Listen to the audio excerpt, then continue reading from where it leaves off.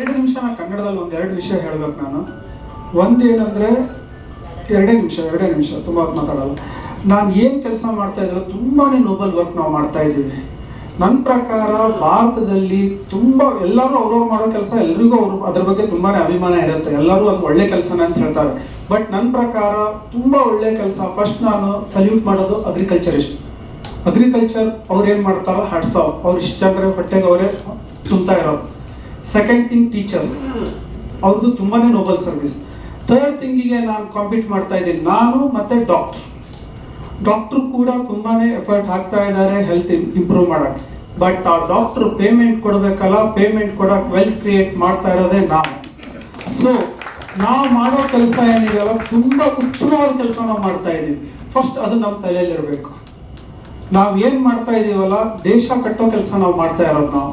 ಅದಕ್ಕೋಸ್ಕರ ನನಗೆ ಮೊದಲು ನಾನು ಕಾರ್ಗಿಲೆಲ್ಲ ಕೆಲಸ ಮಾಡ್ಬೇಕಾದ್ರೆ ಯಾವುದೋ ಒಂದು ಮ್ಯೂಚುವಲ್ ಫಂಡ್ ನಾನೇನಾದ್ರು ಕೇಳಬೇಕಾದ್ರೆ, ಇನ್ಶೂರೆನ್ಸ್ ಕೇಳಬೇಕಾದ್ರೆ ನನಗೊಂಥರ ಕೀಳಿರಿಮೆ ಇರ್ತಿತ್ತು. ಏನಪ್ಪ ಲಾಸ್ ಆಗುತ್ತೋ ಏನೋ, ಜನರಿಗೆ ಕಸ್ಟಮರಿಗೆ ಲಾಸ್ ಆಗುತ್ತೋ.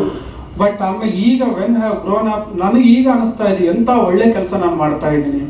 ಎಷ್ಟೋ ಜನ ಕಸ್ಟಮರ್ಸ್ ನನಗೆ ಹೇಳ್ತಾನೆ ಇರ್ತಾರೆ ಈಗ ಹೊಸ ನಾವೆಲ್ಲ ದುಡ್ಡೇ ಕಂಡಿಲ್ವೋ, ನಾವೆಲ್ಲ ಲ್ಯಾಕ್ಸ್ ನೋಡೇ ಇಲ್ಲ, ನಾವು ಲಕ್ಷ ಅನ್ನೋದೇ ನೋಡಿಲ್ಲ, ನಾವೆಲ್ಲ ಸಾವಿರ ನೋಡಿದ್ರು. ಇವತ್ತು ನಮ್ಮ ಹತ್ರನೇ 25 ಲಕ್ಷ 30 ಲಕ್ಷ ಇದಾವೆ.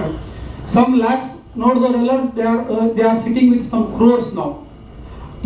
ಈ ಥರ ಖುಷಿ ನನಗೆ ಕಸ್ಟಮರ್ಸ್ ಕೊಡ್ತಾ ಇದ್ದಾಗ ನನಗೆ ಇನ್ನೂ ಈ ಕೆಲಸ ಮಾಡೋಕ್ಕೆ ತುಂಬಾ ಖುಷಿ ಆಗುತ್ತೆ. ಒಂದು ಐ ಫೀಲ್ ವೆರಿ ಪ್ರೌಡ್. ಆಮೇಲೆ ನಮ್ಮ ರೆಸ್ಪಾನ್ಸಿಬಿಲಿಟಿನೂ ತುಂಬ ಜಾಸ್ತಿ ಆಗ್ತಾ ಹೋಗುತ್ತೆ.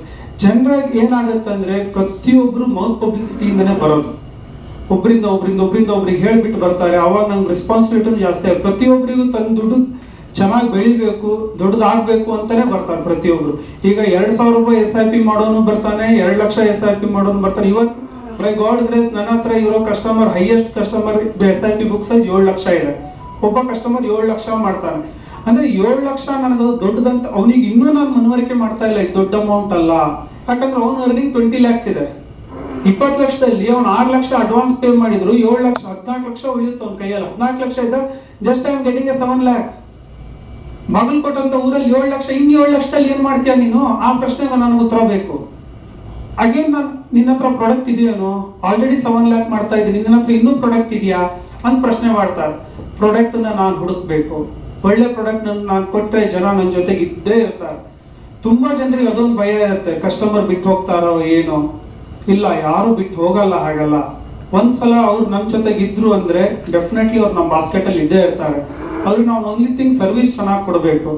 ರಾಂಗ್ ಪ್ರಾಡಕ್ಟ್ ಕೊಡದೆ ನಾನು ಅವ್ರ ಜೊತೆಗೆ ಇದ್ವಿ ಅಂದರೆ 100% ಅವ್ರು ನಮ್ಮ ಜೊತೆಗೆ ಇರ್ತಾರೆ ಅವರು. Thank you.